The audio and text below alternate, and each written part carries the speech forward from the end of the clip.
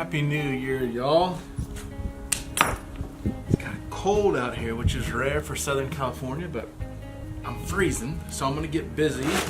Today is New Year's Day, and my goal is to clean up a whole bunch of film and a whole bunch of critters. I'm going through the freezer.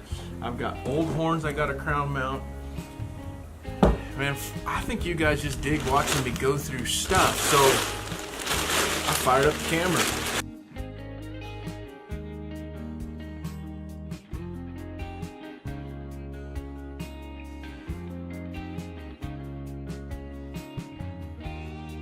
That ought to be a tough Euro.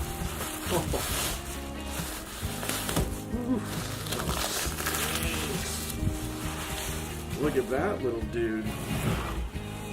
Wow. Alright, that's fun. Moving along. I know this one for sure is a bobcat. It's been skinned.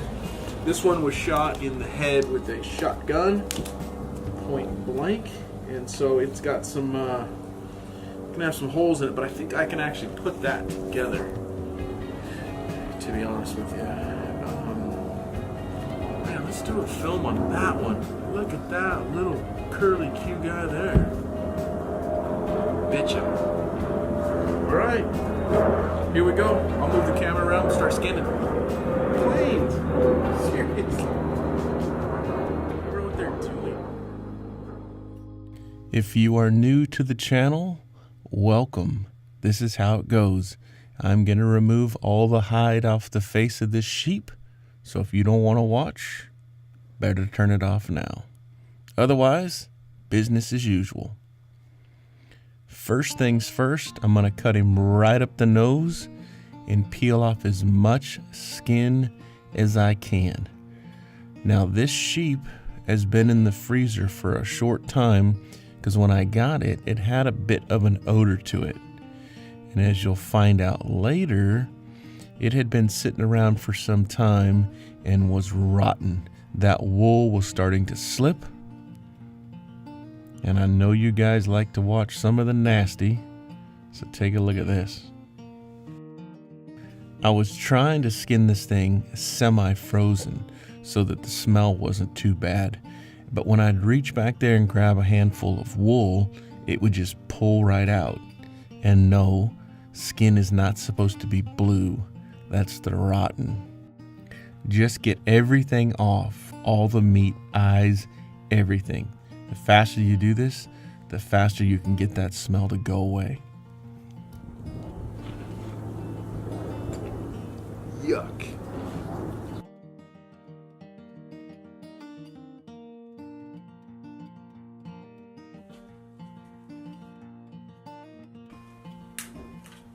In a pot of clear water, I soaked that entire sheep and brought it to a boil for about 30 minutes. Once you pull that head out, I take a sand hammer and I smack the base of the horn as hard as I can to break that inner lining free. I'm trying to break the sheath or the outer horn away from the horn core so I can get it clean in and out. These horns can be so tough. After a good smack, you're going to want to turn the horn in the direction that it would spin off. At this point, I'll connect up my power washer and wash that horn in and out and let it dry in the sun. Then I'll take a Sawzall and cut down the horn core because I don't need all that excess inside bone. I can cut it down, it's less to wash, and a much faster product.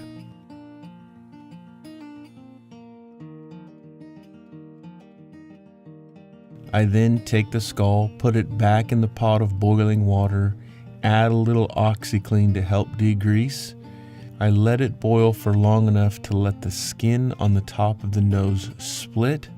Then I pull it out and start power washing.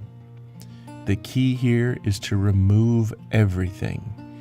Anywhere there's meat, any hole, any orifice, anywhere there's tissue or debris, spray it clean and make it go away. So I'm having trouble getting the brain out of here. And it's because of these earbuds. You can see here. This is an old ram.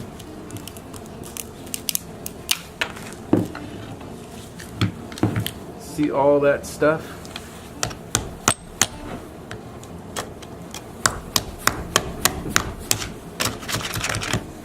That's what's keeping that brain from coming out. Now I'll power wash in there and all that'll come free. Make sure you're spraying, excuse me, in all these little holes. Everything in here, everything's got a vein or something in it and they'll shoot out. If not, you'll have a dark line in your skull. If you've got an antelope or something that's got a dark line in there, it's always one of those black veins from a horned animal. I get tons of questions about the brain, and in every case, I'll just reiterate, everything has to come out. The way I remove it is I power wash in and around all those holes, and it breaks the brain free inside the brain cavity. Then I take a pair of forceps, I go in, I grab the membrane that lines the inside of the skull, and I twist, and it pulls right out. No more brain. Brain's gone, time to start whitening. In the same pot I boiled this skull in, less the horns, I have a mixture of 40% by volume liquid peroxide and water. The ratio is 50-50. I put the skull in there, I brought it to a boil, and I turned it off. From there, I power washed the skull clean of any excess loose stuff, and I set it in the sun to dry. When the sun goes down, I always bring them inside, set them on something that'll absorb the liquid, and I put a fan blowing on them, and in 24 hours, 99% of all my skulls are dry. From there, I give them a coat of Mop and Glow. This is flooring Mop and Glow. I'm going to do the inside and the outside of the horns and the entire skull. One coat will just make it nice and sealed and beautiful. 2 coats will make it shiny. If you don't want shiny, don't put multiple coats. Mop and Glow dries very fast, and I like to dry fit the horns, meaning I put them on the horn core and push everything aside and let it dry to see if it'll fit. These are extremely tight, so I'm going to cut down the cores a little bit further, and then I'm going to mix up some Bondo, just regular automotive Bondo, put it inside the horn and push them on and give them a good smack, get them good and tight so they harden in their natural position.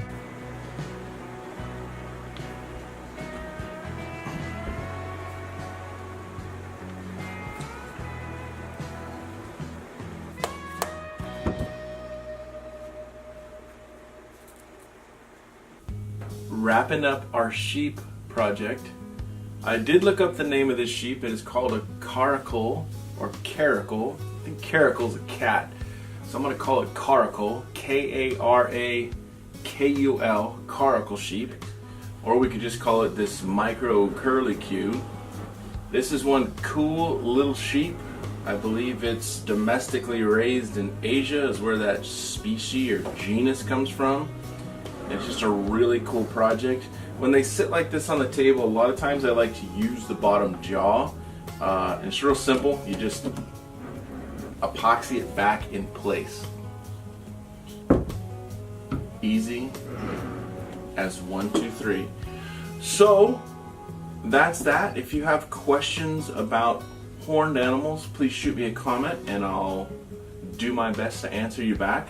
I get almost 99% of the comments back.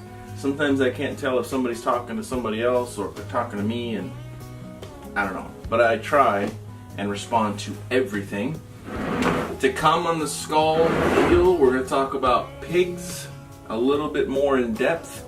Why some pigs oil up, why some pigs don't. I think it's in the feed and genetics. Some pigs will turn into white glass like this thing here, just brilliant, and some will always color up. That's nobody's fault, that's nature. We've got a couple of big mule deer projects. This is that bobcat that was in the freezer. It took one shot with that heavy shot dead coyote right through the noodle there. But the skull turned out really, really nice. Just with the bullet hole in there, and he had a big bum tooth. That was kind of cool.